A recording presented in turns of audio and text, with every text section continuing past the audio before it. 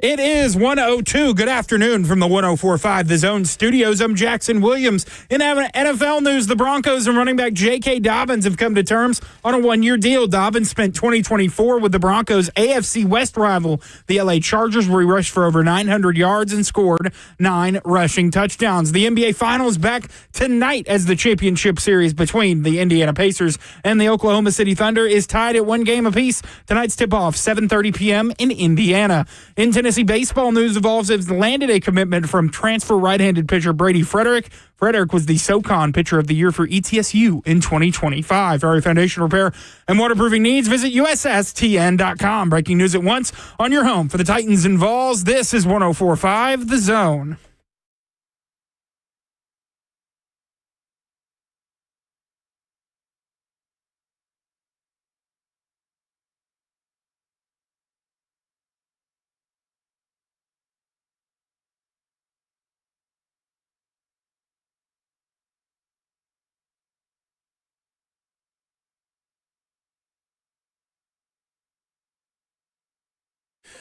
Cover 2 with Blaine Bishop and Zach Lyons here on 104.5 The Zone, powered by all Four Seasons Garage Doors. 615-737-1045 is the number. A lot to get to today.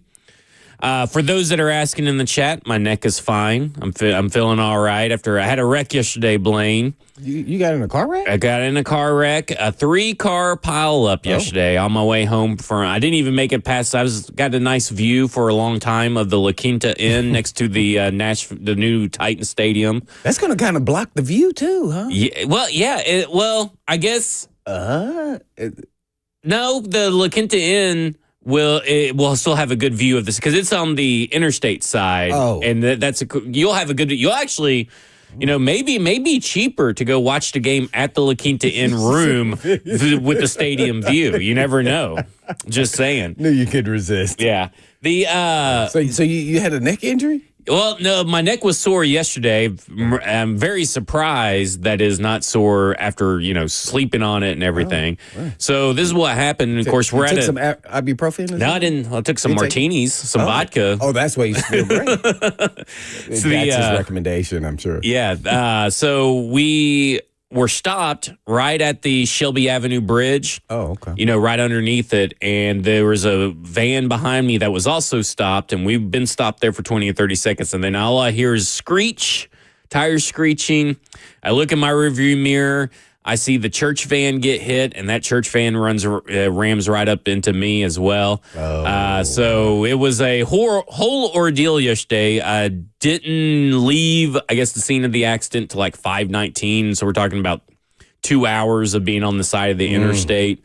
The police never showed up and all that kind of stuff. It was never showed up. They said it was too much traffic. Well, to be honest, it was funny. Well, maybe not funny because I don't know how the other act. It was ironic that as soon as I got into my wreck, of course, I'm listening to 3HL, and you have in between the breaks the traffic updates, for 104.5 The Zone, and then I hear. Wreck over here, the 2 lanes blocked. Wrecked over here, shoulder blocked. And then they were like, oh, then there was a wreck right after the Shelby Avenue Bridge. Oh, so man, you should have typed in on the chat. Well, I did. Well, listen, I called in and had a whole 15-minute segment from the side of the road. Oh, my. And because I was hungry, too. I didn't have any snacks in my car. He was running out of water. Blaine. Were you hungry or were you angry? I was angry. Because I was going to have homemade chicken tikka marsala yesterday. Because I remember you brought in your Indian food, and Lauren was going to make, my wife was going to make that and have that ready. And I was like, well, you can't cook it because I don't know when I'm going to be home, and I don't want you to start cooking it because I don't know when I'll be there. And, but yeah, so it was a church van full of kids behind me, and they were basically kids driving the kids. I mean, this was a young guy driving the van, not his fault, by the way. But, yeah, I mean, and eventually some other church person came and picked up all the kids and took them back because they were on their way to Topgolf. So they were like 2 exits away, or 1 exit away from Topgolf. And so they all went to play Topgolf while we all stayed there, all the little kids. So they were eating tater tots and stuff. So I was also making me angry, knowing that they were all eating. You should have just asked for some. I should have. I thought about Uber Eatsing some food or DoorDash to the side of the interstate. It might have taken it a minute in the traffic. I would have asked, I would have asked each one of them for a tot. Then you would end up with like 6, 7 tots. Yeah, I mean, each one of them for tots. I was just like, I was so mad, and so I'll need a new bumper, new tailgate, maybe a new part wherever the tail light's at. I don't know how deep that damage is going to end up going. Didn't get, and then of course on the way home there was another wreck in where I go, out on the interstate near my house, Goodlettsville. So I had to go all the way around, take like a 22-minute detour. Oh, man. It was a rough day yesterday. Oh, man, so you got home like 7, dinner time. I got perfect home for dinner see, time. we're 5 p.m. eaters. Oh, well, I'm about kind of like a 6:15. Yeah, so we ended up probably eating at 7. We ended up at a local pizza joint next to our place. And I had to fill out my little accident reports, send all my pictures, get all the stuff straight, and make sure I had all my ducks in a row. And then we got to eat. So, it was a long day yesterday. He was getting hangry. Run up out of here. I was not in a good mood. I was listening to Limp Bizkit on my way home, get all the anger out. You let that just ruin your day. It didn't ruin my day. But you were angry? Well, I was angry at the time, for sure. Well, because one guy didn't have insurance on his truck. The guy who caused it all. No insurance on his truck. Not that you didn't have insurance with him, just no insurance on the truck. And then the van behind us, these poor kids, I think the guy driving was like 23, and he looked like he was 18. He was so young. He's interning at the church, and of course he's driving. He interned at the church, so he's looking for his information. He didn't have. How old are you, Jackson? 25. Yeah, this guy looked younger. I mean, Jackson looks like he's seen some crap. He's been through it, and I've seen things. You've seen things. And they had expired registration. The church van did. I would have waited for the police. I would have called them again. Well, they all left. I did call the police. I would have called back. I called the police twice. They didn't come? When they called me back, 7:18 p.m., they called me yesterday, and they said, "Are you still out there?" I said, "No, I'm not still out there." Now, I would have got pissed about that. Am I still really? Yeah. I'm glad I didn't have I was like, 7:18 p.m. Yeah, I'm still out. I guess it's also probably why nobody had a serious injury, so no ambulance needed to be called. So I guess maybe that's another reason why we were low on the totem pole. Come on. But 7:18 p.m., they called me. I'm like, no, I'm not out there anymore. We all left. I said, they all left about 3 hours ago. I left about 2 hours ago. They all left. So I got everybody's information. And I was told that someone was calling the cops twice, and they didn't. So I got everybody's information, went to my truck, and I called the cops. And I was like, let's get this thing sorted out. And then they never showed up, and everybody left. And I was like, I stayed for another 30 minutes after they left. I think it's like 30 minutes, just to see if the cops showed up, and they never did. Oh, you better than me. I would have like, I'm out. Well, everybody was telling me in the 3HL chat, get out of there, don't wait. One guy actually called in after I just pulled out to leave, and one guy called in, and his name was Brandon, called into the station, and he said, same thing happened to him. He was the middle car in a 3-car, and they waited. He was a sandwich. Yeah, they waited out there forever, and he finally got a hold of the cops. The cops said, "Just go on, exchange everybody's information. Just go on, because we probably won't make it out there for a few hours." Oh, is the cops down with available cops? I don't know. Every time I see a wreck, I always see cops with there, and then there were cops passing me by. And also the highway incident patrol truck. You know the big green trucks? You know the big green trucks? Yeah. They look like an ambulance, the highway incident patrol. That guy passed by, we made eye contact, me and this guy. Made eye contact, Blaine. And we're 3 cars deep on the side of the road. Oh, and he just kept on going. No, I think I would have had an upset day. Well, that's why I called into 3HL here. So I was like, maybe someone listening will come help me out over here. I mean, we've been out there for 2 hours at that point. Did you hear him call in? Yeah, it was really funny. Oh, man. And Joseph put up a great graphic. It says, Zach Lyons in a wreck on the graphic. Oh man, I don't know. When they would have called me back, they might have got a few choice words there. I mean, I was just with them, but I would have fit it. So we're gonna take 2 hours. It could be a call back. Thanks, I appreciate it. Well, I was pretty polite about it because it's not her fault. The dispatch called, but she called and I go, no, I'm not out there. That was about 4 hours ago. Oh man. I just wanted to eat my pizza at that point and just be done with it. I thought you were going to have homemade chicken marsala. We didn't get to have it. If you were paying attention to the show that you produce, you would have known that I've already told Lauren. I know you went. Why did you not have the chicken marsala? I told Lauren I didn't know when I was going to be home, and I didn't want her to have to cook it and then it be cold. And I want to eat cold Indian food or lukewarm Indian food. And I don't want to reheat it. I want it fresh. I want it fresh. So tonight?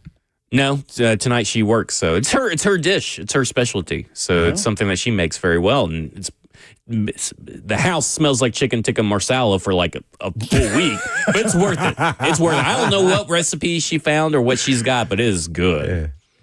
Yeah. So that was my day yesterday. This is the longest we've gone with the show opening without talking about football. Oh, I know, man. And now it's time for break. Now it's time for break. This is exceptional. That was the whole plan because I needed to extend it because we had to find our show audio for today. Extend it to say, anyone else have the same issue when they get in a wreck that the police doesn't even come? Yeah. I would love to know this. Yeah. A lot of people said that I was a snitch. They're still mad about it, I'm sure. Yeah.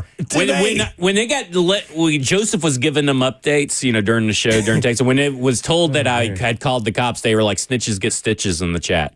I'm like, I'm just being a good citizen. Like, I mean, I need a police report, right? I'm not trying to get anybody in trouble. It's not my fault they don't have their paperwork in order. But your car had damage. Oh, yeah, I'm calling. Oh, a lot of damage. A lot of damage. Yeah, I'm calling. Yeah. I mean, it's kind of crazy not to. But now damage. I'm like, it doesn't seem like there's a point unless someone's really injured, a point in calling because you're probably not going to get the police out there. Oh. And I do see some redness on your neck, though. Yeah. I thought about coming in with a neck brace and then putting like makeup on, having like bruises and stuff. And then in the middle of the show, just taking it off. Just ripping it off, being all dramatic and stuff. Maybe Joseph comes in and you throw him through the table. Yeah, there you go. Just like real wrestling. Yeah. There you go. All right, when we come back, we'll talk about what Brian Callahan, Nick Colts, Denard Wilson, and John Bones Fossil had to say today. A lot to get to on the Titans front. This is Cover 2 with Blaine Bishop and Zach Lyons here on 104.5 The Zone.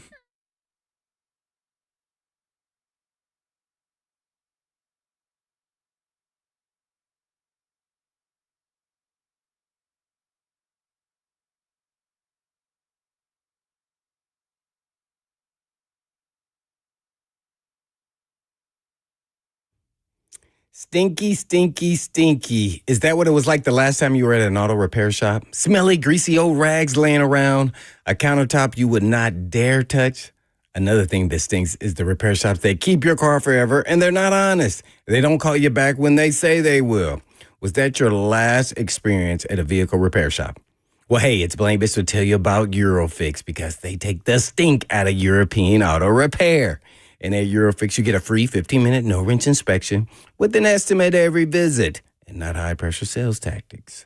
You also get at Eurofix a 3-year nationwide warranty and a free loaner car with every repair appointment and never pay dealer pricing. Family-owned for 26 years. Located all over the state of Tennessee, in Franklin, Hunted Oaks, Murfreesboro, Belmead, and now Mount Juliet. And all you have to do is just give them a call at 844-EUROFIX. That's right, 844-EUROFIX, or you can visit them online at myEurofix.com. That's myEurofix.com. Oh, it's Blaine says you.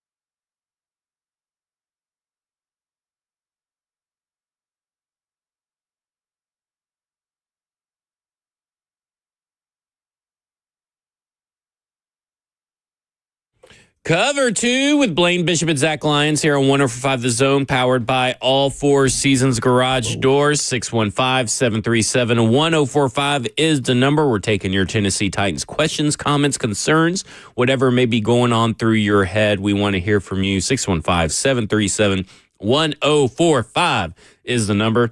Blaine, the Tennessee Titans have talked a lot over the last 2 days about sacks, pressure, double teams, people taking advantage of when a player is double teamed, coordinated pass rushes, all these things that the Tennessee Titans desperately needed last year that they did not get. They did not get the pressures. They did not get the sacks that were necessary to sustain maybe some closer games than what they could have, had. They still may have resulted in losses, but they were bottom, 30 in both of those categories of pressures and sacks and blitzes and all this kind of stuff.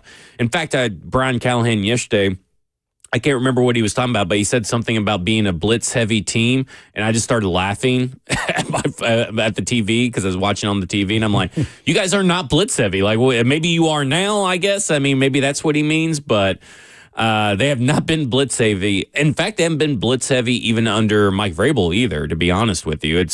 This has not been a relatively what I would call a blitz-heavy team for a long time, it feels like. How much did they blitz last year? Last year, it was like 19% of the time. It was like bottom. I think that one was 31 or 30th in the league. May have been 32. So you're saying that Callahan don't know what the team is? Or maybe it's a new identity for this year. I don't know, because we have said they're probably going to have to blitz more this year, so maybe that's a new identity or thing that they want to work on. Because really, I thought Denard Wilson's defenses were going to see an uptick in blitzing, because the defenses he's been a part of traditionally have been at least average to above average in blitz rate. And last year it wasn't. I don't know if that was a personnel issue, a new coordinator issue. I don't know what it was, but I would say Snead. Yeah, there you go. That's why I said that. You gonna put everybody out there man to man when? You want to give up a touchdown, or you just want to give up a first down? Right. So we talked about Snead's the Jenga piece for this team right now. Absolutely. So it's very important that he gets out there, hopefully at training camp. Oh my! But another guy that's going to be a big piece of this pass rush is what we assume is going to be a big piece is Femi Oladejo. And today we got some updates from Brian Callahan and Denard Wilson about Femi Oladejo. And let's hear from Brian Callahan first on the transition that Femi's going through from inside linebacker, where he predominantly played in college. And even though it did start in college, he's relatively new to outside linebacker. Now he's an outside linebacker in the NFL. So here's Brian Callahan talking about that transition. The transition's been pretty smooth for him. He's not had too many issues with it. He's been a natural. One of the things about Femi that's great is he's got really high level football intelligence, and so things make sense to him. As a former off the ball Mike linebacker, he's got a very good vision for what everybody's doing, and so that transition's been easy for him because of his intelligence. There's technique things he's still working to clean up. That'll be a work in progress, especially as pads come on. But he's been good. He's made the transition well. I think you see his energy and intensity and all those things are always going to be what you're looking for from outside linebackers, and I've been pleased with it. Again, not a finished product by any stretch, but certainly has put a good offseason worth of work in. And that's really what you want, right? I mean, you would like for him to be a little bit more a more polished prospect, but we know what he was coming out of the draft now. So now it's about building on top of what he was. So he's starting from a little bit more from scratch than most pass rushers are entering the NFL from college. But it sounds like to me that, they love, and this is something that we've kind of talked about a little bit, they love that he is coming from the inside linebacker position because he has vision of what everybody should be doing. Sometimes I saw on film, Blaine, and when he was at UCLA, after he made the transition, that he was kind of caught looking in the backfield a whole lot, and it felt like that linebacker mentality kind of got in the way from him being edge. And when he just played free and kind of almost, a little bit of wild, that was some of his best games. But it's all about being able to harness all of that for this team. And it sounds like so far, the what they have seen from Femi is a nice progression that still has a long way to go. Well, I mean, right now this is positive season, so and naturally he's doing a good job. He's really sharp. Those are the things that stand out to me. I want to play with a smart football player. Absolutely, he is that. You can hear that in their words when they're talking about him, and he picks up things really fast. So now he's in the league. I think when we saw him, hesitate, I think that was when in the beginning stages of him playing pass rush. I think he thought it was just like linebacker. Stop and go make a play. Not because he was hesitating because somebody was coming to block him. He saw and evaluated the play and then would try to make a play like he was, though, a linebacker, instead of doing more so folding inside when needed be when they run on the other side of the field. Just sometimes you keep running. So he's still learning. But I think they have high hopes, and you just never know. If Femi, outside of Ward, and Alec Manor hit, I think they would have come really far and done great things on the football field. And when I say that, I'm talking about that means the team will be fighting for a playoff shot. If those dudes hit, and it's a possibility that they could. It just matter from of how everything many you hear coming out of camp, pass rush moves, because it's more than just being a great athlete and can run. You have to, unless some freak of nature athlete. Now I think he's a freak, but he ain't a freak of nature. I play with a freak of nature, and he not like that. He not running no 4.4s. So you got to have some pass rush moves. So it's how quickly he can diagnose and counter. Those really the great pass rushers, some of them, when they even get older into their mid-30s, they're still getting sacks because they know how to rush the passer. It's not about speed at that point in time. It's just about setup and the counter and how quickly can you counter the moves. So if he can get 2 or 3 things down to a T throughout training camp, man, I think, I think he could then push for, playing some, a lot more playing time than I was expecting. I think more rotational now, but as time goes on, Key and those other guys, that's out there, those veterans, he may start getting half of those reps. And I mean 50-50. He may not start, but he may be starting getting. That's when you hit. And at wide receiver, I think he's got a shot. I said he looked good last week. We're not in pads yet. But, boy, he looks like the real deal. Now, he actually looks like how we would hope, hate to say this, the guy. That other guy. Yeah. The guy that's currently 80% right now. Yeah. Traylon Burks. Yeah, in the first round. And he looks the real. And so we shall see if it happens that way. If they do, man, they hit home runs, grand slam right there, man. I know this is going to sound odd, but you know what I'm really looking forward to see from Io Manor in a preseason game? What's that? I want to see him put someone in the dirt run blocking, because he did that on the regular over at Stanford. He was a fierce run blocker. And I know everybody's like, run blocking, Mike Vrabel, all that kind of stuff. But I mean, it was the first thing I thought too. Yeah, but it was at least fun. Like watching Io Manor do it on tape was like, even if the run, if he knew the run wasn't even coming to him, it didn't matter. That defensive back was going to the dirt. Now, listen, the NFL may be a little bit different, but that's why I said preseason, because maybe he's going to. He may do it in preseason. Yeah, may do it in preseason. But I mean, I am excited to see how that translates to the next level. Former hockey player, and my condolences go out to him for losing his best friend just a few days ago. The guy that got him into football passed away. And so that was a real tough day for him. I think yesterday you could see that he was still processing it, according to Gentry Estes. But that's a guy that is out there right now. The personals, I'm sure he's playing with a little bit of chip on his shoulder, but he's out there performing even with stuff going on personally that is devastating for him. And, that just is another layer for me on top of everything that you've seen, that Coach Mack has talked about, that everybody that's at practice has talked about. A guy that is just looks the part. I mean, you even said you had to check the roster because you saw number 5 and you thought it was a veteran. Yeah, I was like, man, who's this guy? Yeah. He stands out because that's where I want to be unbiased. I don't want to know who the numbers are when I'm watching, because then it'll give a fair assessment instead of, actually judging him. Oh, he's a draft pick. He's going to make the team. He's kind of like how the people kind of cover Xavier Restrepo in my mind. It's like they know that he's 87. They know who he is, and they want him, to do good. And I'm not saying that I want him to do bad, but sometimes what you're saying is that that does influence your coverage. Yeah. Here's what I want to see out of it. I know I'm all cool with the blocking and all. That's cool. But ultimately, I want my wide receivers to also, I want to make a one-hand catch. Yeah, that's just one thing I want to see at least once. Because guess what? He did it today. He did made a one-hand catch with Cam Ward throwing him a nice little dump down fade route to the sideline. It was beautiful. So, I think he's got it. I mean, Van Jefferson has looked the part too, but it's going to be really hard to keep Io Manor off the field. And maybe they start off with just deploying him in the red zone because he's a big body kind of guy. And maybe he's going to be that Nick Westbrook-Kine 9 touchdowns, 400 yards or something.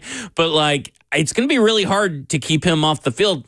But again, and this is very important this whole way through, is that pads have not been on yet. Mm-hmm. And that could change everything for this this team, these rookies and everything like that. It's nice to have consistency in rookie minicamp to OTAs to now mandatory minicamp. It's nice to see that consistency and growth in certain areas, but all that can be undone once the pads are on, right? And let's not forget, the full complement of defensive backs are not out there. L'Jarius Sneed, not out there. Darrell Baker Jr., not out there. Roger McCreary is, I don't think, doing 7-on-7s, 11-on-11s, from what I understand. And Jarvis Brownlee Jr. has been in and out right now. So not all of these catches are against top-tier guys. So that's why we got to make sure that we it's great, but we got to remember, once the pads are on, and let's say it's Io Manor versus L'Jarius Sneed, it may be a different story. Doesn't mean anything about the rookie years or the first 4 years for Io Manor or anything like that. But we just got to make sure, got to keep these expectations proper. Well, I mean, also with Ward, but Brownlee and McCreary were out there today, so they were out there. So they were out there practicing. Well, they did team. Oh, they did do team. Okay, there you go. I know they haven't. I know they weren't yesterday. Previously. They were there today. Now, I don't know how much reps they were doing, but I definitely they ran a pick route on Brownlee in one of the first plays on team. You could help but see him. Yeah. And then McCreary, and I was wondering where McCreary is, but they have 5 receivers set, so he was on the other side, and I was actually just watching Brownlee. Then the next play, I saw McCreary out there as well. They were out there actually together. There you go. All right. Let's hear from Denard Wilson about how they're bringing along Femi Oladejo and what their plan has been for them this offseason. Well, look, this is how I was trained, and all the coordinators I've been around, and even back to when Buddy Ryan was a defensive coordinator. You throw the kitchen sink at them. You throw the whole playbook at them. And you see what they know and what they can retain and what sticks. And then once they understand the conceptual, the basic stuff, then you see what they can do. Then when you get in the games, you peel back. Because now you master what he does well. So right now, we throwing the kitchen sink at him. We're not slowing down for anybody. The train is moving. If you come in here as a free agent, you come in here as a draft pick, we're staying on the same course, and you got to catch up. Remember, they are professionals. I believe that's the exact approach that you said you would take with Femi Oladejo a few weeks ago, about you would put as much on his plate that he can handle. Because I had said I would start maybe just focusing on his bare basics and what he already does well and lean into that. And you're like, no, this is the time now to throw at the kitchen sink and to then, find out what he can't do and peel it back as it goes. It gets closer to the game. So obviously, and listen, I think that makes total sense. Well, you got to know who you're dealing with, too. This guy's really sharp. He retains a lot of information. Now, can he go out there and execute? That's a whole nother story, right? So you want to see what he can actually do since he's a sharp guy like that. So at least in the football realm. And I'm interested to see how much he retains. And then does it slow him down, or is he out there thinking? There's a lot of smart football players, but when they get on the football field, some of them overthink, and then they end up being a step behind. So you want to know if he then lets its instincts take over what he's learned. And that's two different skill sets, which is really hard. And, by the way, today was blitz period, and they was coming after Ward. Ward made a couple mistakes, or he didn't make a mistake. He threw an incomplete pass, but I thought the receiver should have slowed down, understanding where the hole is. So some of it's receiver, some of it's, Ward. They were doing all kind of zone blitzes and all kind of crap, and actually sometimes hurting themselves because they were lined up, pressed man-to-man, and they were running pick routes against them and everything. So it was actually a little exciting to see a little bit of that, because that's not physical, at least from a DB, wide receiver, which always is where my eyes are going to go, watching the skill guys. So, yeah, that was actually a little exciting. Yeah, to me, it's like I get it. I understand.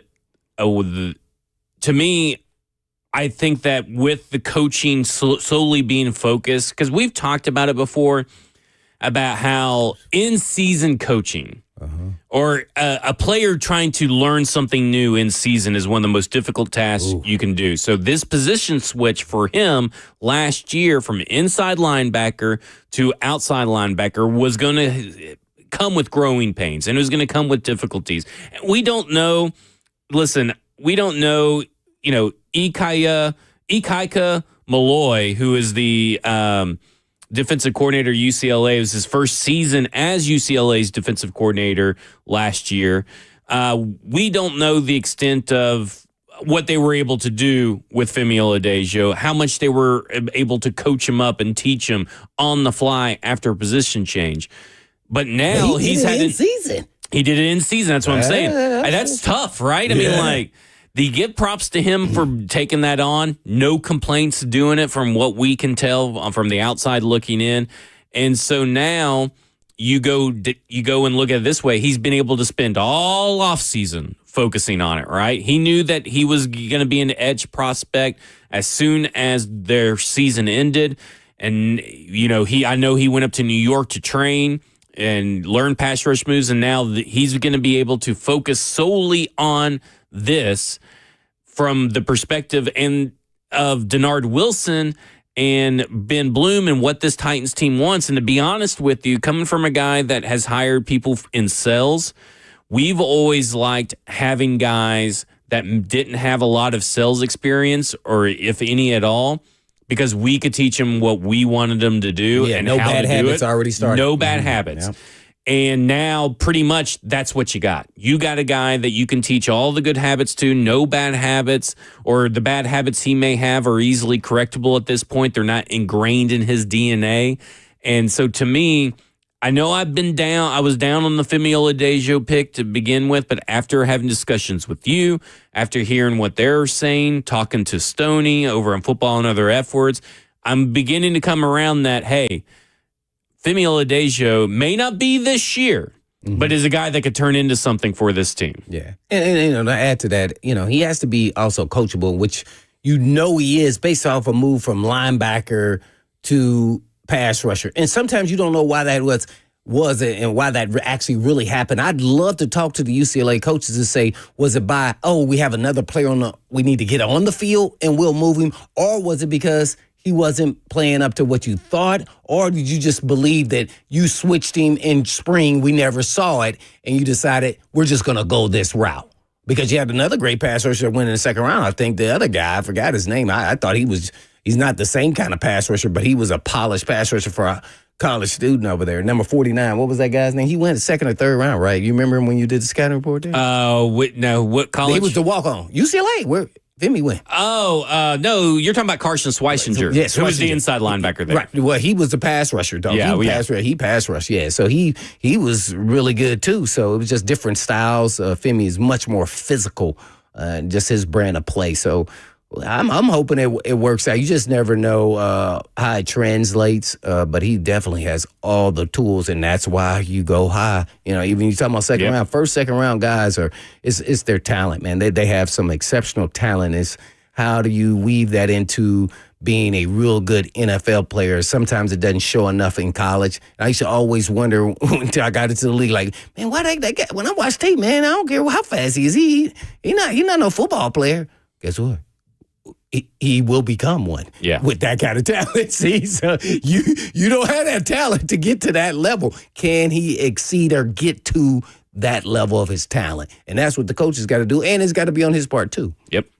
All right, when we come back, we'll hear from Bones Fossil about what he had to say about Xavier Restrepo, and we'll kind of talk a little bit more about him. This is Cover 2 with Blaine Bishop and Zach Lyons here on 104.5 The Zone.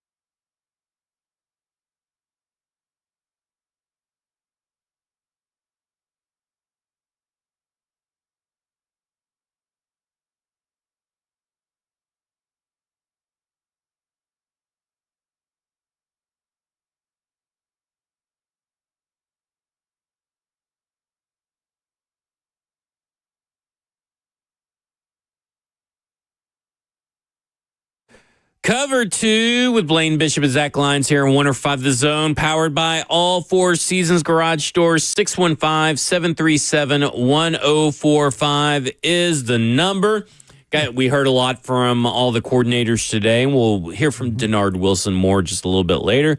But I wanted to move over to special teams because Xavier Restrepo is obviously a camp darling so far among the fans. Fans cannot get enough of some Xavier Restrepo. You write an article, you put out a tweet, you show a video, it's going to be your best tweet. Why do you think that is? Well, to be honest, it's been, gosh, it may even be before Trey McBride, but this fan base has a big affinity, and you may never have noticed, but as far as on Titans Twitter at least, because I've been in those sewers for a long time, they have a strong affinity for undrafted free agent wide receivers. And I can remember Trey McBride, and I feel like there's another guy, like a guy with Parker something or something like that. There was an undrafted free agent even probably Trey before McBride? I thought Trey he was McBride. a late-round pick. No? Nope. Undrafted free agent. Okay. They love an undrafted free agent wide receiver. And this What was Mason Kinsey on there? Well, there is a strong contingent of Mason Kinsey supporters out there. I'll be quite honest with you. I'm going to say this. I still don't see what everybody else sees with Restrepo. I want to like Restrepo, but I don't see him better than Kinsey. I want to just put this out there as disclaimer for all the people that are all on Restrepo. Now, he may beat out Kinsey for the practice squad because, years have gone by, but I don't know, man. Mason Kinsey, man, you can say he knows his ceiling, and he's probably reached it, but, man, this guy's pretty good. Well, here's what I want to say about Restrepo. This goes back to what I said about Iron Manor. Pads are not on. A lot of the defensive backs that are the big-name defensive backs have not been there for most of these practices. Now, I don't know who he was lined up against today. I don't know. But, as far as that, we got to make sure that we know that as soon Cam Ward is going to be taking sole 1 reps. And that means soon, in training camp. And that means soon Restrepo is likely not going to be taking reps from Cam Ward. So we'll see how all that goes as the season progresses. But I look at it and I go, he has put on a good camp. Not saying that he has not, but again, no pads are on. And I've seen, I've seen him at Senior Bowl. Who has done a bad camp at receiver? I can't really think of one. That's another point, right? Because everything is more offensive driven. Just look at all the tweets, even the people who their job is, and I think you know this, but the fans, it's always about what the offense is doing. It's never about, now they'll put in the tweet, good pass breakup, something you see it, everybody sees it.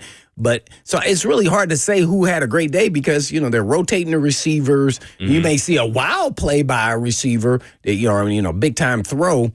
So I don't, when I go out there and watch, I can't really say who is looking good. You can say what they look like. Yeah. And there's nothing Restrepo has done that stands out. That has not been anything that I've seen that makes him stand out at this point in time.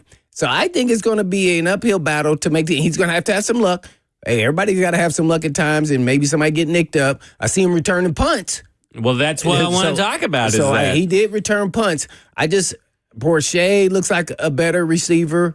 So I don't see the other gear, and I think this is what the warning signs from the National Football League scouting departments did. I don't see that other gear that I think he needs, or that extra burst of quickness that you see out of players like him. And I think that's the issue. And listen, Two Tone Productions in here says, hold up, Zach. Coaches are raving over Restrepo. Are they? Or are they just saying what they say about, everybody? They're raving about Ian Manor. They're raving about DK. They're raving about James Price. They're raving about Draymond Jones. They're raving about everybody let's almost. Just kind of taper it. I mean, we got to do that for all the players until you get pads on. Right. Even on Alec Amir, I like what I've seen, but I have to still taper it let's see when he gets pads on. Does he still move like this fluid big receiver that I see? We know what Van Jefferson is. And by the way, Van Jefferson's hands has to be the softest out there. It's almost like the ball glues to him when he catches. He caught this one-hand pass today, too, by the way, on the post. Looked really sweet. So we got to be slow to, like, saying, oh, this guy's guy. Let's see him do it, let's say 3 or 4 days in a row, back to back to back in equipment. Let's see where he's at. Right now, he just looks like another one of the slot-type players that doesn't, you can't tell who's who between him, TJ Sheffield. Because you got to have that versatility, too. Yeah, I know they moved him around outside, and, man, does he look short out there. Yeah. I mean, the guys are going to smother him. The 6'1" long arm guy, that's going to be really interesting to see how that all plays out, unless they're in tight, condensed formations. And I also look at it just real quick. He may make the 53, and the reason I say is because the numbers just may lay on his favor. Let's not forget about Oliver, by the way. Right, Bryce Oliver. Because I almost think that they're going to keep the most wide receivers that they have kept in a long time. But that doesn't mean he's going to be active on game days. And they may, I'm saying there's a lot of guys that make an active roster that are rarely active on game days unless there's injury or something. And he may be that guy. We'll have to, again, when depends the on his pads come performance on, in preseason, too, because if you feel like there wasn't a big performance, but you still like him, you may take the risk of cutting him, that way you can bring him back. But if he has some big game and you're like, dang, but we cut him, I mean. Everybody's seen that big game. Right, yeah. So I think that plays into it, too. But I think he's gonna be fighting about it. I don't think it's like as easy as people think. Oh, he was Cam Ward's favorite target. He's gonna make the team. I don't see that at all. He's gonna have an uphill battle, and he's gonna have to have some breaks along the way, and he's gonna have to perform when the bright lights come on in preseason and against other teams too. When they do the scrimmaging, it's just as important for him than anybody. Let's hear from John Fassel, because one of the things that you're going to have to do, Bones Fossil, and I just said Fassel, so I totally messed that up, is probably carving out a role on special teams. And someone asked him today about Xavier Restrepo carving a role on special teams. Here's what he had to say. Yeah, that's a great question. And what I've learned is, if a guy's kind of pigeonholed as not the biggest guy or not the fastest guy, he usually has a lot of versatility. So without having maybe a predominant trait, but you got a lot of other good things, I think that's where some of the strengths lie in a lot of special teams guys, is their versatility. And I think his college tape proved that he can return the ball, but he can also block in the return game. And then, finding a spot for him on the cover game, there's always a spot for guys that are tweeners, I guess you could say, whether it's a gunner or a wing on punt or really anywhere on kickoff. So I find a ton of value in versatile guys.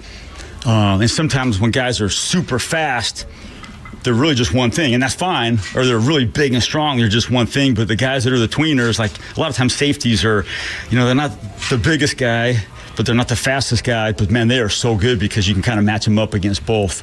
And I think that's where Restrepo kind of fits, is that versatile piece that we got to be creative with to get him on the field.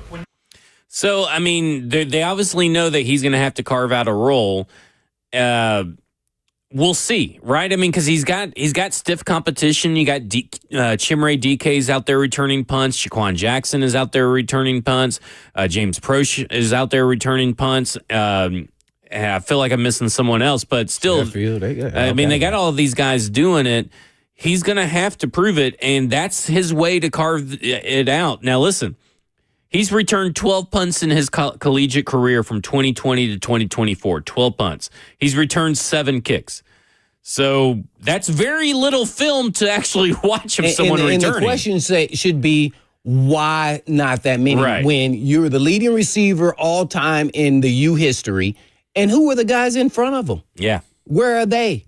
And he even said that sometimes when you're not that big and sometimes when you're not that fast, well, that kind of describes Restrepo. And again, put on the pads and show us. I think he was being nice. First of all, we've never seen him tackle. Yeah, it's true.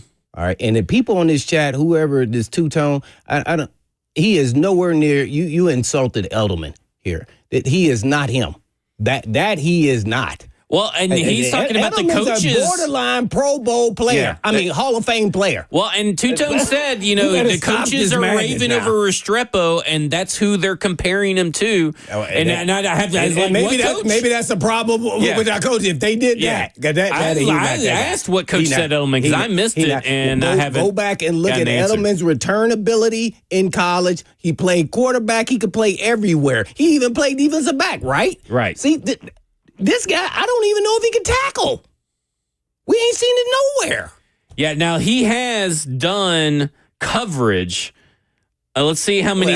Another 12 reps or something? I mean, like. He's made 2 special teams tackles in his career. 1 in 2020, 1 in 2021. Well, he was a gunner? It doesn't say what position those tackles came from, but that's just 1 in 2020 and 1 in 2021. So this film that they're watching, I mean, man. very few and far between is it available. I want him to do well, but right now we're jumping way ahead of the gun about like what he's going to. I haven't seen anything out there that puts him ahead of anybody else that's fighting for a job, and that's where I got to look at it. So to me, I start with, okay, can you beat out Kinsey? Yeah, because to me, that's who you're battling. That's who you're battling. I haven't seen it. We've seen Kinsey in preseason line up outside, and we've seen him part-time punt return as well. Seen him do that. We've seen him run down on Gunner. Yeah. All right. See, so now you have to beat out that guy. Yeah. Are you good enough to beat that guy? Now that's going to be a battle. It's going to be a fight. Yeah. And we'll see. We'll see. We got a long ways to go. Into July is when training camp starts, so we'll start seeing what Xavier Restrepo actually is and actually looks like. All right, when we come back, just how much was Jeffrey Simmons double-teamed last year? Well, I got the answer for you thanks to ESPN. This is Cover 2 with Blaine Bishop and Zach Lyons here on 104.5 The Zone.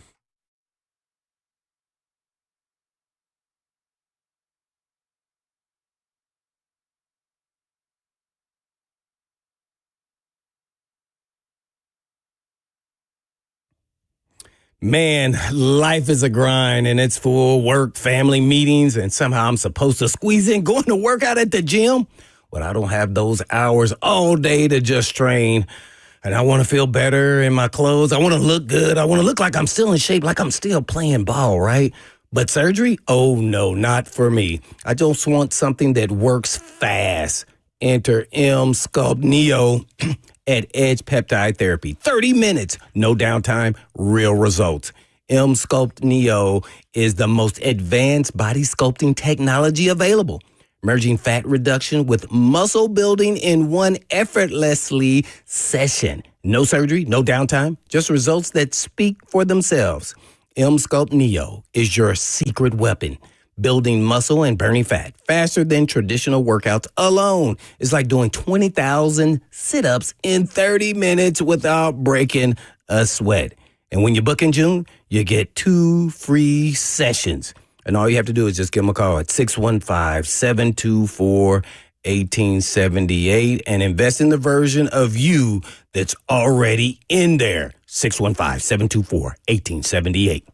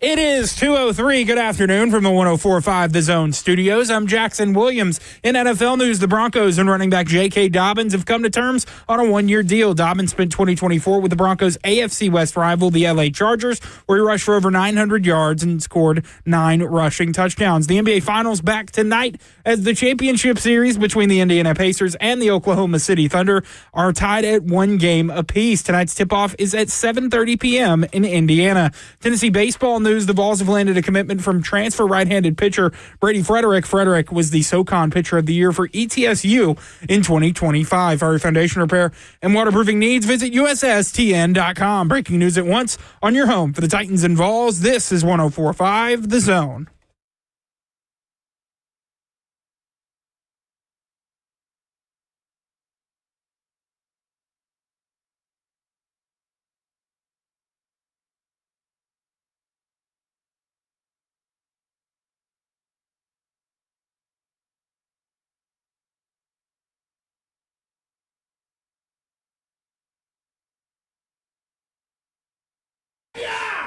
Hour 2 of Cover 2 with Blaine Bishop and Zach Lyons here on 104.5 The Zone, powered by All Four Seasons Garage Door. 615-737-1045 is the number. Before I get to our giveaway, because we have a giveaway, I do want to give a compliment to Bananas.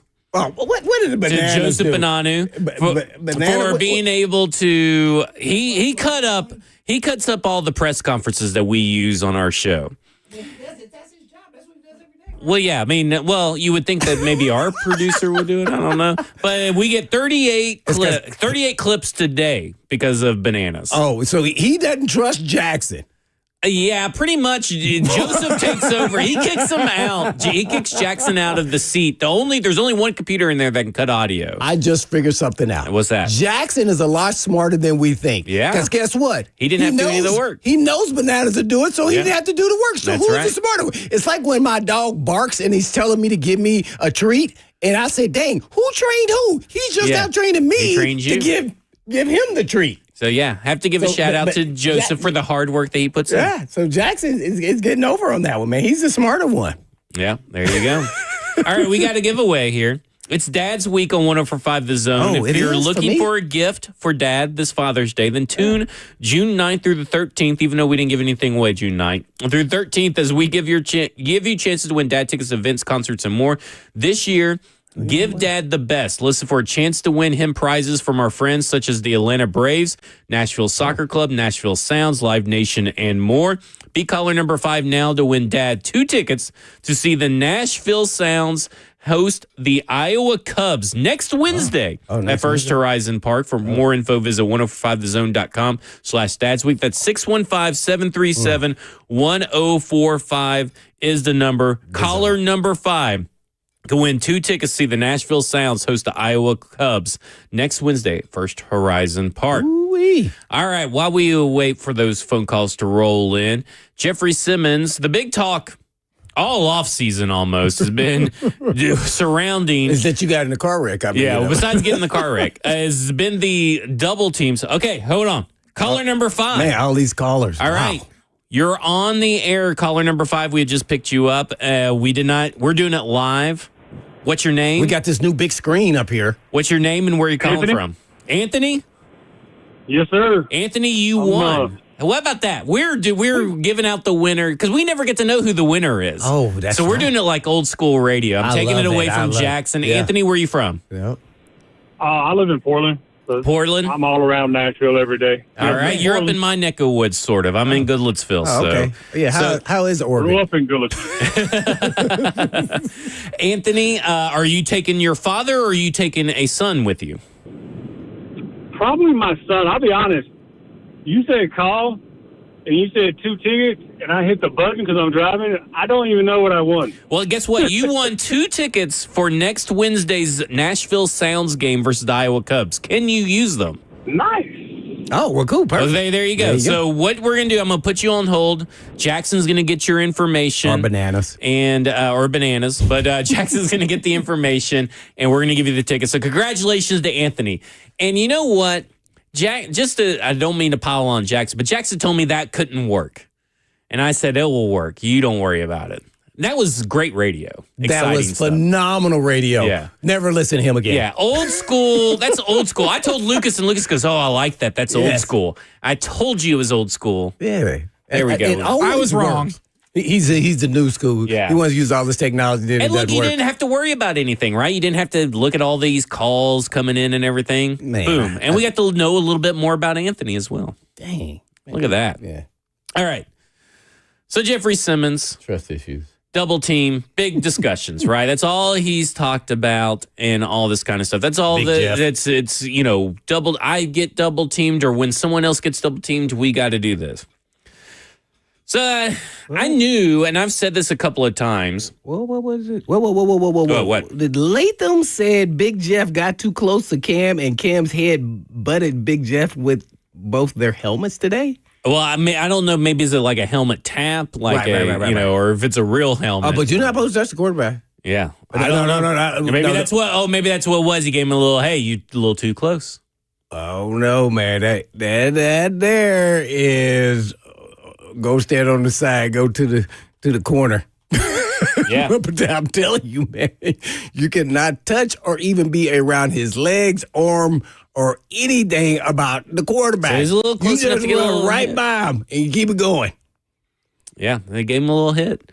Gave him a little helmet tap. I hope that would. But either way, he's talked about it a lot.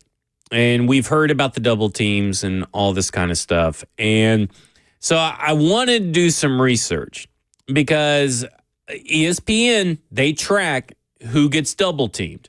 They have the tracking data and all that kind of stuff. They do film watch, all that kind of stuff. And there's a guy named Seth Walder on ESPN that keeps up with it.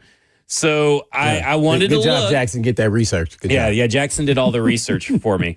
So I wanted to see, just how much he was getting double teamed. They keep it up in the pass game and they keep it up with the run game. Okay. Now I was only able to find 1 year versus for run data. So that was in last year because some of the times you have to kind of look in a couple different places to get it. I was only able to find 1 year, but I got the last 4 years of his double team on pass plays.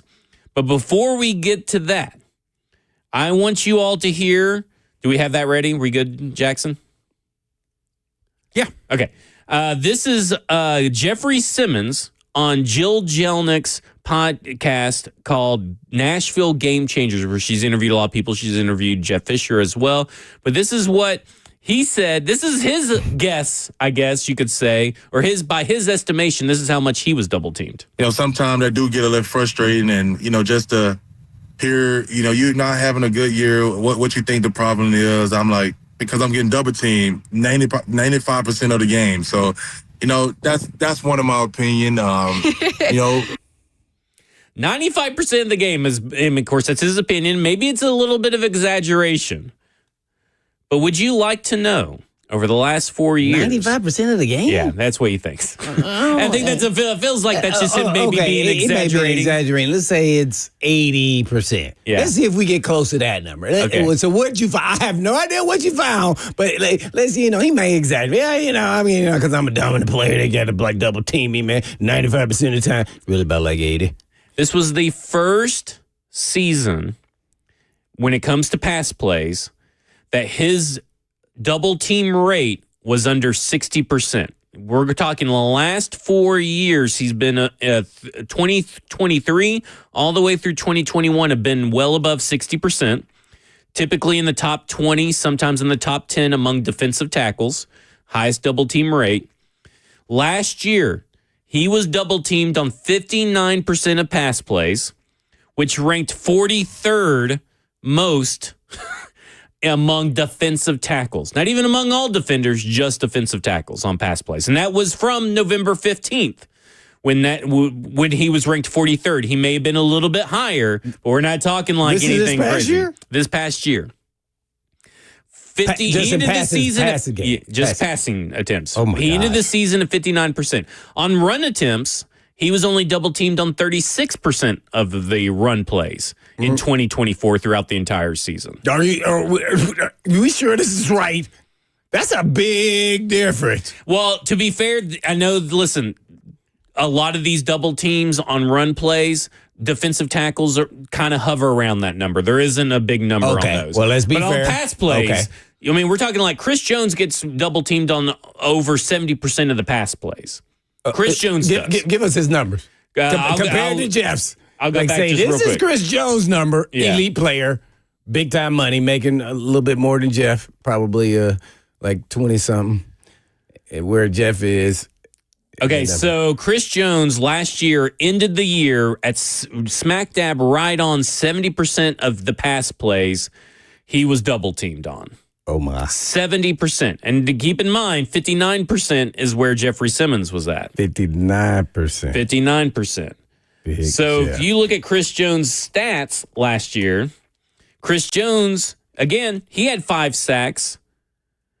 Jeffrey Simmons, and he's getting double teamed on 70% of the plays. Mm-hmm.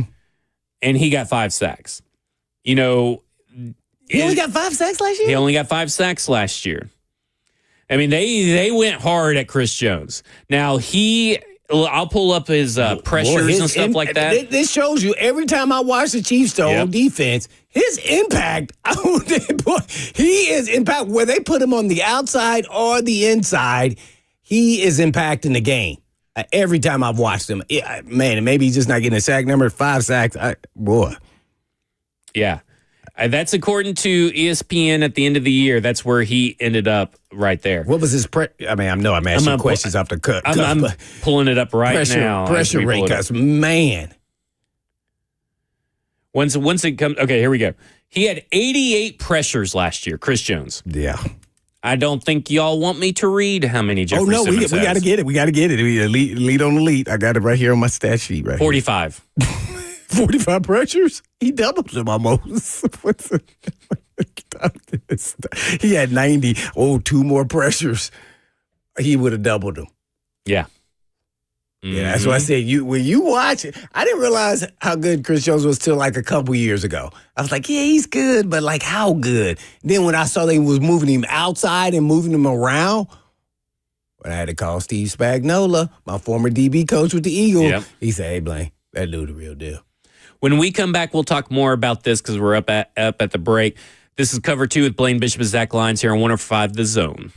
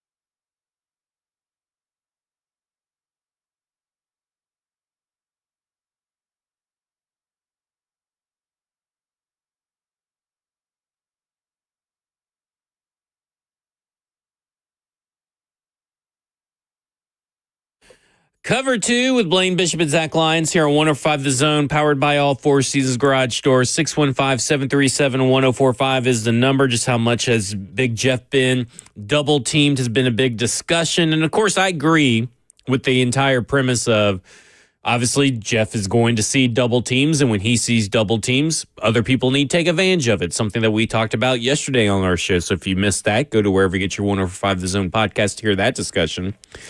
But as I said, ESPN keeps up with double team rates. And going back, we were talking about Chris Jones at the break. For those that may have missed it, Chris Jones last year was double teamed 70% of the time. In 2024, 88 total pressures. Jeffrey Simmons was double teamed 59% of the time, which ranked 43rd among defensive tackles as of November 15th. And he got 45 pressures. I want to go to last year. Last year, 2023, Chris Jones was double teamed 72% of the time. 72%. And walked away with 10.5 sacks. Ooh. Last year, Jeffrey Simmons was double teamed 63% of the time and got 5.5 sacks. And listen, I don't think anybody would call in to argue that Chris Jones is better than Jeffrey Simmons, except for maybe Jeff. I don't know. But what I'm saying is, and what my larger point is that everybody gets double teamed as a defensive tackle. It's what you do even when you're getting double teamed that matters. And the last 2 years, and I think that he understands this, right? Because he has put an emphasis on sacks. He has not lived up to his own expectations. He has, and when you are supposed to be considered one of these game-wrecking, defensive tackles, you got to wreck the game a little bit more consistently. And I look at a guy like Dexter Lawrence, right? Dexter Lawrence, he was a guy in 2023, because I got it pulled up right here. From the Cowboys, right? Dexter Lawrence, you're thinking DeMarcus Lawrence. Dexter Lawrence is a defensive tackle from the New York Giants. Giants, okay. And so he is a guy that was double teamed last year 71% of the time. Okay, 71% of the time. And now he is a run-stuffing kind of guy. He ended up with 4.5 sacks with more double teams. Okay? Last year, in 2024, Dexter Lawrence, if I can pull it up real quick, I tell you what, they got to really get a grip on their website here. I cannot find Dexter Lawrence on my list. I know he got double teamed more than Jeffrey Simmons, but he had 9 sacks last year. Not as much as Chris Jones. Whoa. But as far as double teams, but he was getting double teamed at a high rate. As of November 15th, he was seeing the third most double teams among defensive tackles, and he ended the year with 9 sacks. Yeah, Dexter Lawrence, a guy not known for being a pass rusher by any stretch of the means. He's just a solid defensive tackle. Yeah. And did he make the Pro Bowl last year? But I'm sure he didn't. I mean, he's good. I mean, I'm not saying that he's not good. He's one of the best defensive tackles, but he's not known as a pass rushing defensive tackle. No, true. Yeah, all true. I was just guessing. Yeah. I don't know. I'm sure he did. I'm sure he probably even made All Pro. Who knows? I'll check that. But my overall, and do you want to know what his nickname is real quick? Dexter Lawrence? Yeah, give guesses. I'm going to let you guess first. Dexter Lawrence, what do you think his nickname is? Meatloaf.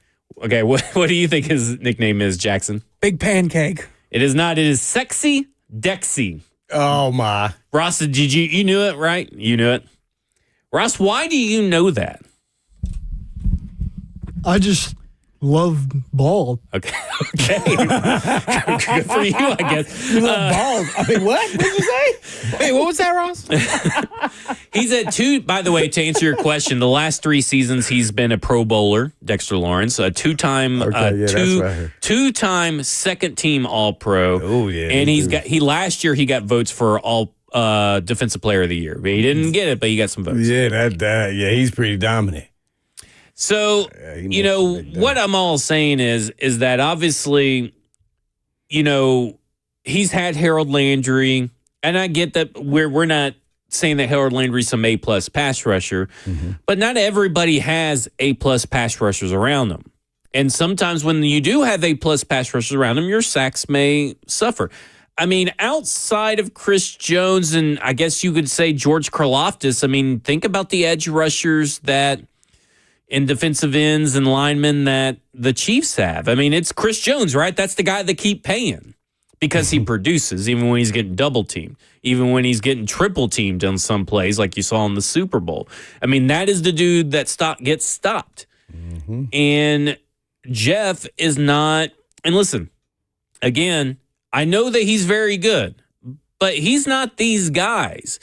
And he's talking like he's these guys. Now, maybe he turns into that guy this year. Again, we talked about it yesterday.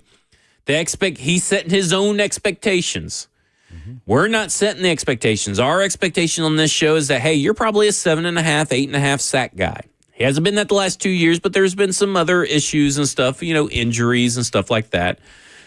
But you got double teamed at the 43rd highest rate in the NFL last year.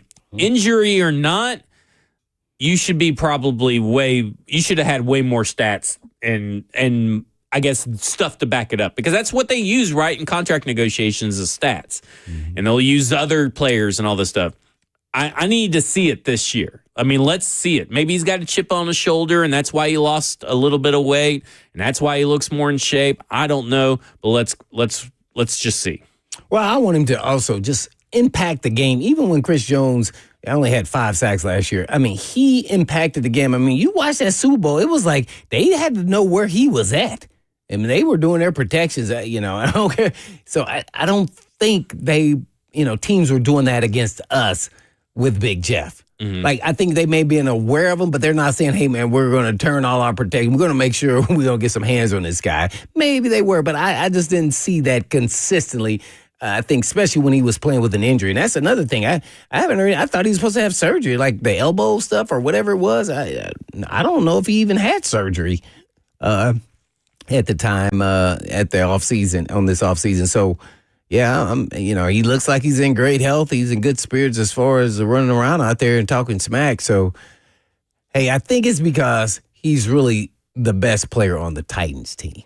Yeah. And I know those guys are up there on their teams, probably top 5, but they're not number 1. Yeah.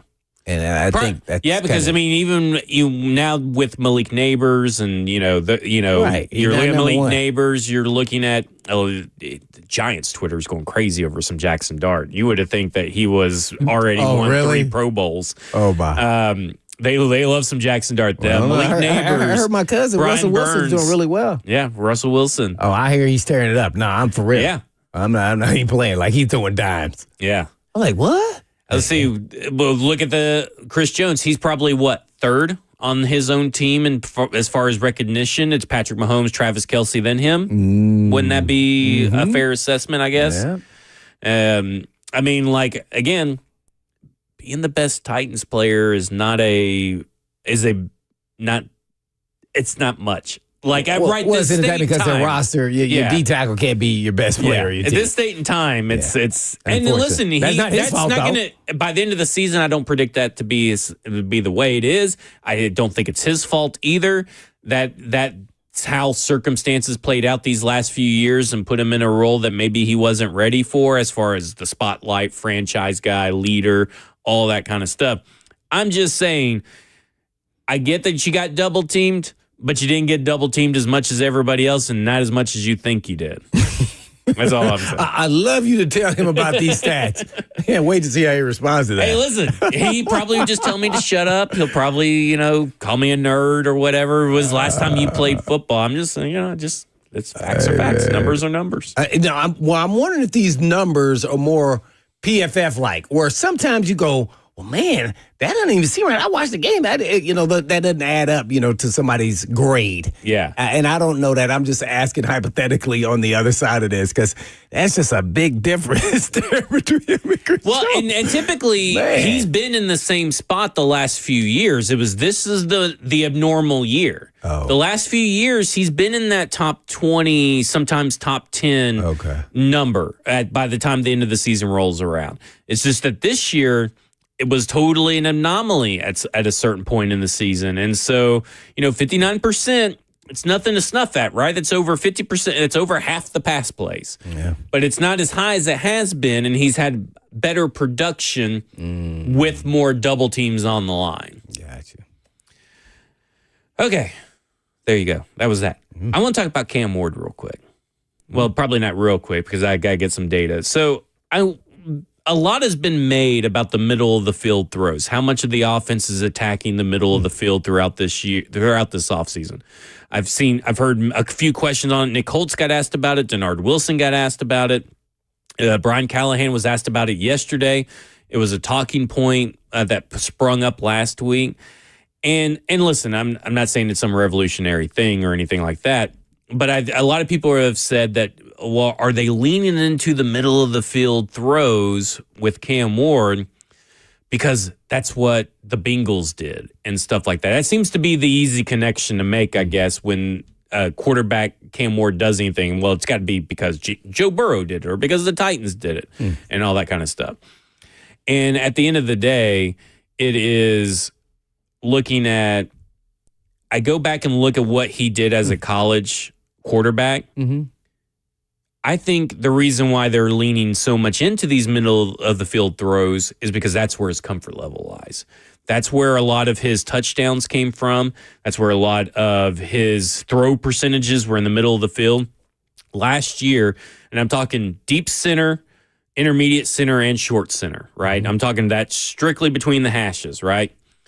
46.7% of his throws were right in the middle of the hashes. That means your the throw to the left hash or the right hash where the other had to split those other percent. So that's one of the highest rates out of the college quarterback class. And that's been a pretty consistent thing throughout his tenure, even in an Incarnate Word. His comfort levels in the middle of the field. And we have heard them talk about it, say, hey, we want to implement stuff that he's comfortable with from college, and it seems like that is why they're leaning more into it. Joe Burrow, yeah, he's got a high rate of attempts. Last year, Joe Burrow was a fifth highest among the top 15 quarterbacks with 39.4% of his throws going to the middle of the field. So, I mean, it's comfortable, but I think that's just what, first off, good quarterbacks do. They attack the middle of the field. But also, it's something that Cam Ward was already comfortable with to begin with. And so I think that's why they are leaning a little bit into that. Or at least the perception is that they're leaning in a lot into that.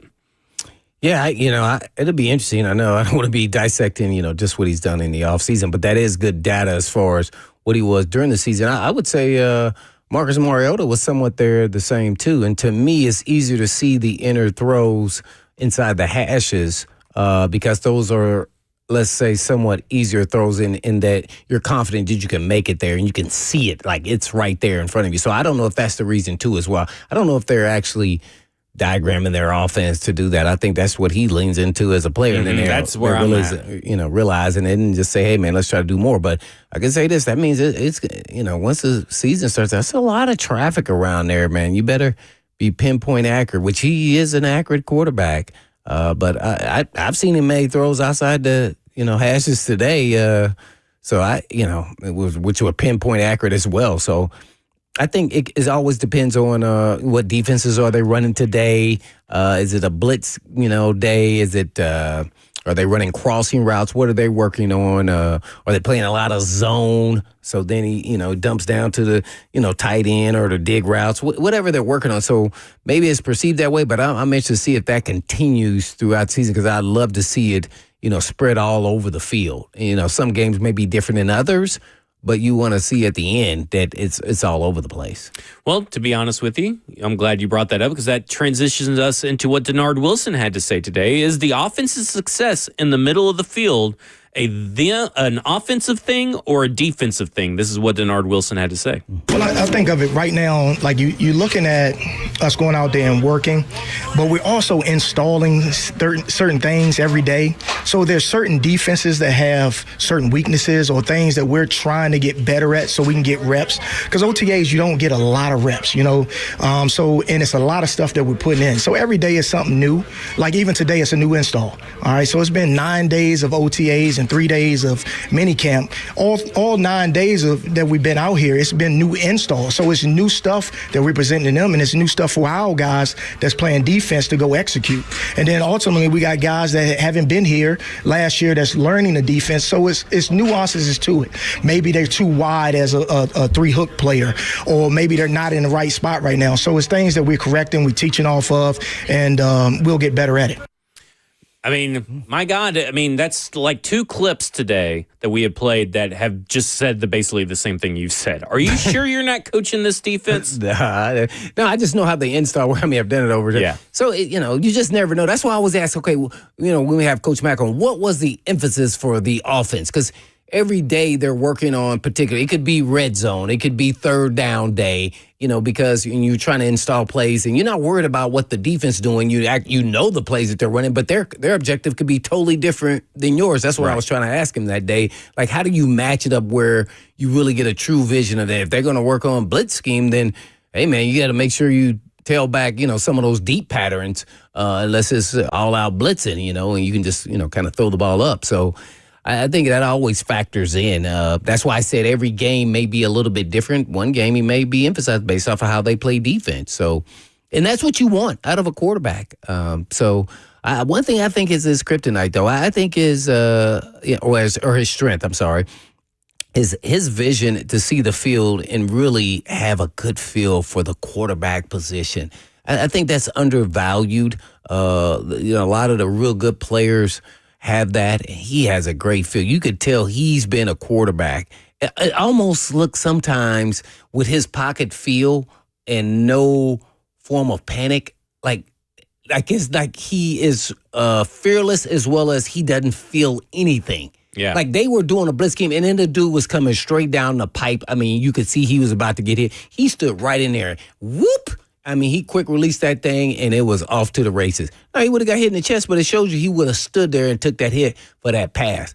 Some quarterbacks, duck and dodge and like, nah, I'm going to throw it, and I'm a duck. He can feel it. He understands what the position is. I think his IQ is going to be, his strength as he gets more experience in this league. And it's going to be interesting to see how that plays out because he's going to make mistakes. But, man, I'm really interested because he's still not, as far as arm talent, he's not a better thrower than Will Levis. Will Levis may throw the ball through the roof or out of bounds, but then throw a complete ball.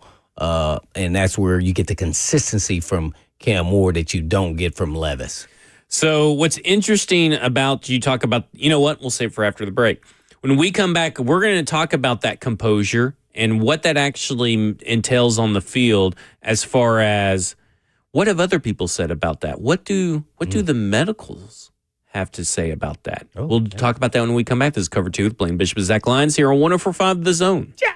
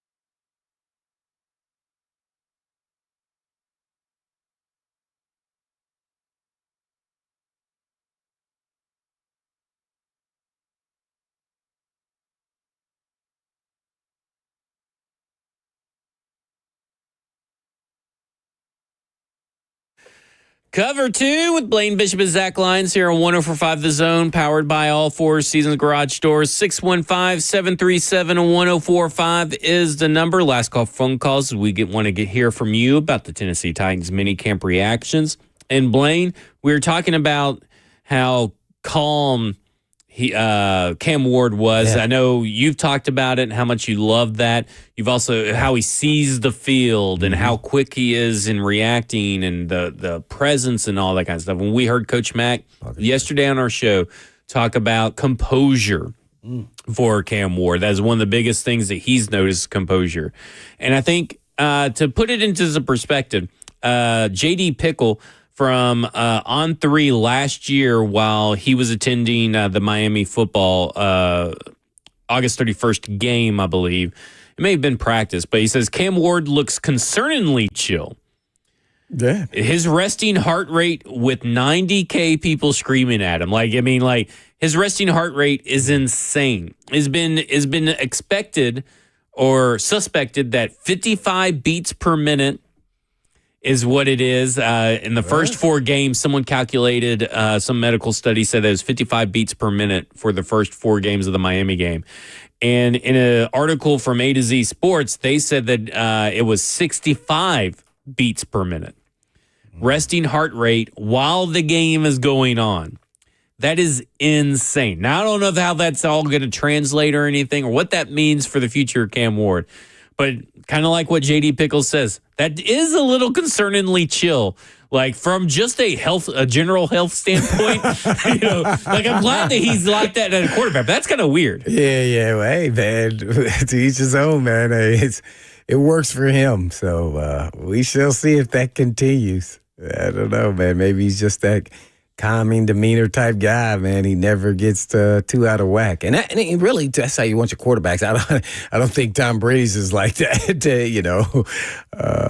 well, this may not be as impressive as we thought. Right. Well, who's it? Because I'm looking up, Googled resting heart rate for normal, just normal. Okay.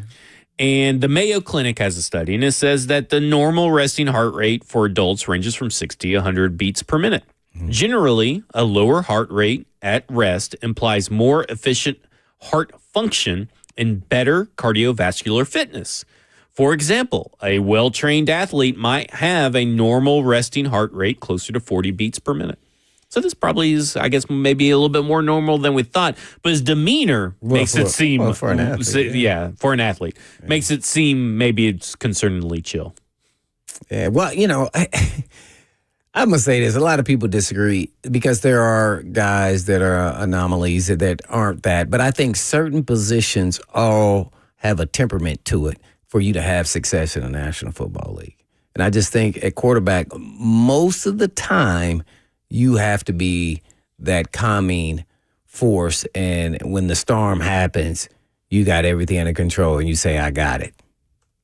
There's not been a quarterback that I haven't played with in the league that wasn't like that, from my rookie year, Warren Moon, to McNair, to Neil O'Donnell, to McNabb. All those guys, the great ones, just had a calming way about them. Even when they were playing bad, they like throwing a couple picks, one for a touchdown, hey, I got him.